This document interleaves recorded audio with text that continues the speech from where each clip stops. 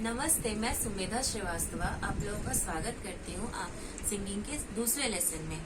Hope आप लोगों ने मेरे पहले लेसन को पसंद किया होगा, आप लोगों ने समझा होगा और मैं अपने सेकंड लेसन में आगे बढ़ूंगी। पर उसके पहले मैं कुछ बातें आप लोगों से करना चाहती हूँ। ये लेसन्स जो मैं बना रही हूँ वो बिल्कुल बिगिनर्स के लिए है। जो म्यूजिक का समझिए आप 0% भी नहीं जानते, बिकॉज हो सकता है बहुत सारे मेरे व्यूअर्स जानते हो, संगीत से जुड़े हो या पहले जुड़े होंगे, लेकिन ये जो चीजें मैं आप लोगों को बता रही हूँ ये जो कभी किसी ने बिल्कुल सिंगिंग के बारे में कुछ भी नहीं सीखा है या छोटे बच्चे हैं वो भी अगर इन चीजों को सुनेंगे तो वो काफी कुछ समझ सकते हैं और इसमें आगे बढ़ सकते हैं। मेरे इन लेसन्स बनाने का बस यही मेरा मेन मोटिव है कि ज्यादा से ज्यादा लोग इससे फायदा लें, ज्यादा से ज्यादा लोग सिंगिंग से जुड़े। तो आप लोगों को मैंने कल बताया था कि सिंगिंग क्लासिकल हमें क्यों सीखना चाहिए, बिकॉज ये क्या है, ये ग्रामर है, सिंगिंग का ग्रामर है, ठीक है। एंड हम लोगों ने डिस्कस किया था 7 स्वरों के बारे में भी, जिसे सप्तक कहते हैं। तो आज मैं आप लोगों को बताऊंगी कि वो जो 7 स्वर हैं उनके फुल फॉर्म्स क्या होते हैं। पहले हम लोग रिवाइज कर लेते हैं कि वो 7 स्वर क्या थे।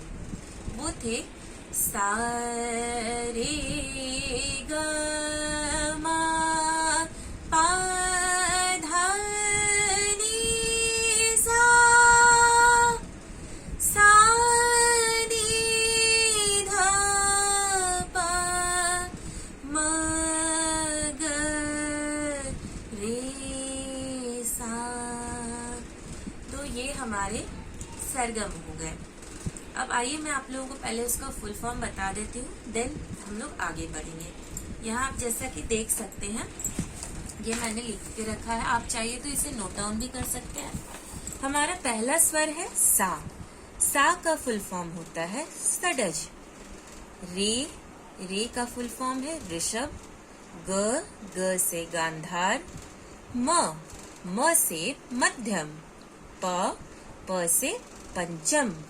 ध से धैवत और नी से निषाद। सडज, ऋषभ, गांधार, मध्यम, पंचम, धैवत और निषाद। ये क्या हो गए, हमारे 7 स्वरों के फुल फॉर्म हो गए। इसे आप लोग कहीं नोट डाउन कर लीजिए, क्योंकि इतना मिनिमम रिक्वायरमेंट है बिगिनर्स के लिए भी कि उन्हें पता होना चाहिए कि हम जो स्वर लगा रहे हैं या प्रैक्टिस कर रहे हैं उसका फुल फॉर्म क्या होता है। अब तो ये हो गए हमारे 7 स्वर, हमने सीख लिया, लेकिन इसकी हमें प्रैक्टिस करनी है। इस पे हमें पूरा कमांड चाहिए, ये नहीं कि बस लिखा और रख दिया, क्योंकि आपको इतना अच्छे से इसकी प्रैक्टिस हो जानी चाहिए, इतने अच्छे से कि आप फिर दोबारा आपको बुक खोलने की जरूरत ना पड़े। आपकी प्रैक्टिस ऐसी होनी चाहिए। अब हम लोग आ जाते हैं कि रियाज, आपने जरूर सुना होगा, मीन्स प्रैक्टिस, क्योंकि सिंगिंग में सबसे बड़ा रोल होता है रियाज का। बिना रियाज के आपको कितना भी थ्योरेटिकल नॉलेज हो, आप कितना भी जानते हो, आपकी आवाज अच्छी हो, सब कुछ हो, लेकिन अगर आप रियाज नहीं करते हैं तो आप सिंगिंग में कभी आगे नहीं बढ़ पाएंगे। तो हमें रियाज कैसे करना है वो मैं आपको बताती हूँ। सबसे बेस्ट होता है मॉर्निंग वोकल रियाज, अगर आपके पास समय है या थोड़ा समय निकाल सकते हैं आप, और सुबह में उसकी प्रैक्टिस आप कीजिए, और नहीं तो फिर शाम में, जब आपको जैसा आपके लिए उचित हो। तो रियाज में हम रियाज कैसे करेंगे, तो हमें रियाज में एक ही बार में 7 स्वर को नहीं करना है। सबसे पहले एक एक स्वर पे हमें पकड़ बनानी है। तो हमारा पहला स्वर क्या होता है, सा होता है, और सा अगर आपकी पकड़ सा पे हो गई तो फिर आप मान लीजिए कि आपके सारे स्वर सही लगेंगे। आपको अपने सा पे ही पकड़ बनानी है, जो हमारा सबसे पहला स्वर है।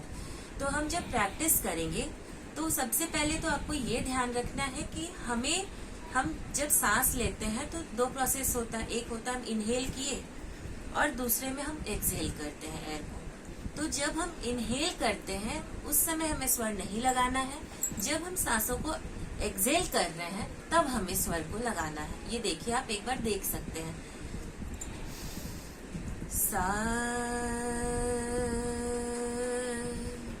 होप आप लोग समझ गए होंगे कि जब हम सांस छोड़ते हैं तो हमें अपने स्वर को लगाना है।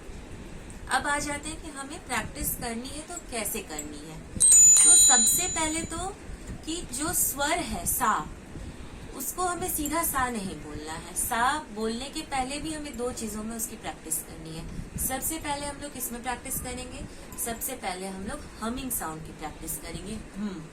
जैसे समझिए मैंने सा की प्रैक्टिस स्टार्ट की, तो पहले हम हमिंग साउंड में करेंगे, सेकंड हमारा रहेगा ओम, एंड थर्ड हम लोग फिर आएंगे सा पे, एंड चौथा फिर हमारा एक स्टेज होगा, उसी स्वर को हमें आकार में भी लगाना है। मतलब एक स्वर को हमें 4 फेजेस में साधना उसकी करनी है, 4 ये में साउंड में। अब मैं आपको बताती हूँ कि कैसे हमें वो प्रैक्टिस करनी है। पहले हम लोग लगाएंगे क्या? हमिंग साउंड, और सेकंड लगाएंगे हम लोग ओम, थर्ड हम लोग लगाएंगे, थर्ड हमारा रहेगा जो स्वर है, और चौथा रहेगा हमारा आकार। अब हम लोग सा की प्रैक्टिस करते हैं।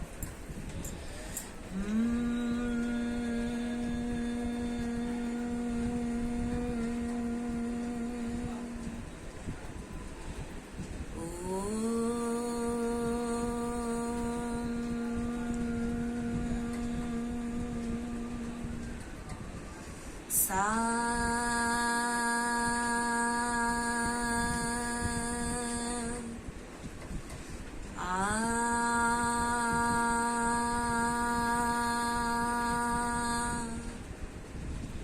तो ये 4 जो मैंने आपको बताया वो आपको प्रैक्टिस करनी है, जिसमें ओम में आपको ध्यान रखना है कि ओ छोटा रहेगा और म पे हमें ज्यादा देर तक रुकना है, और हमें मुंह को भी खोलना है। मतलब ज्यादा नहीं, लेकिन मुंह हमारा बंद नहीं रहना चाहिए। अगर आप ग बोल रहे हैं तो ग ऐसा नहीं होना चाहिए, ग आपका मुंह थोड़ा खुला रहना चाहिए। तो ऐसे कर करके हम लोग एक एक स्वर को लगाएंगे और उसका रियाज करेंगे। ये हो गई हमारी रियाज की बातें। फिर आ जाते हैं हम लोग अपने इंस्ट्रूमेंट पर। अभी इनिशियल में जरूरी नहीं कि आपके पास कीबोर्ड हो ही, लेकिन फिर भी जैसा हमें पता है कि क्लासिकल सिंगिंग के लिए हमें कीबोर्ड और तानपुरे की जरूरत है, या छोटा अगर आपके पास पियानो भी होता है तो आप उसे भी यूज कर सकते हैं। मैं आपको दिखाती हूँ एक एग्जाम्पल कि पियानो छोटा सा आपको कैसा चाहिए। ये देखिए, ये एक छोटा सा पियानो है जो मार्केट में बहुत इजीली अवेलेबल है, एंड इसका कॉस्ट भी काफी चीप है, 500 to 600 के रेंज में ये मिल जाता है। अगर स्टार्टिंग में आप चाहें तो आप इसमें भी प्रैक्टिस कर सकते हैं, क्योंकि ये पियानो और हारमोनियम इन दोनों का कीबोर्ड सेम है, बिल्कुल सेम कीबोर्ड है। सिर्फ डिफरेंस क्या है कि हारमोनियम में हमें एयर पंप करना पड़ता है एक हाथ से, और इसमें पियानो में हम लोग एक साथ दोनों हाथों का यूज करते हैं। बाकी इन दोनों में कोई अंतर नहीं है, कोई कंफ्यूजन मत रखिए। तो बिगनिंग के लिए आप लोग इसे भी यूज कर सकते हैं। तो ये सारी बातें आप मुझे लगता है अच्छे से समझ गए होंगे।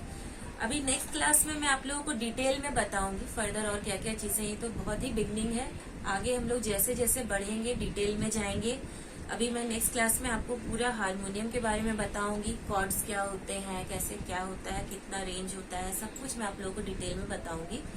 अगर कुछ भी कंफ्यूजन हो तो आप लोग मुझसे पूछ सकते हैं।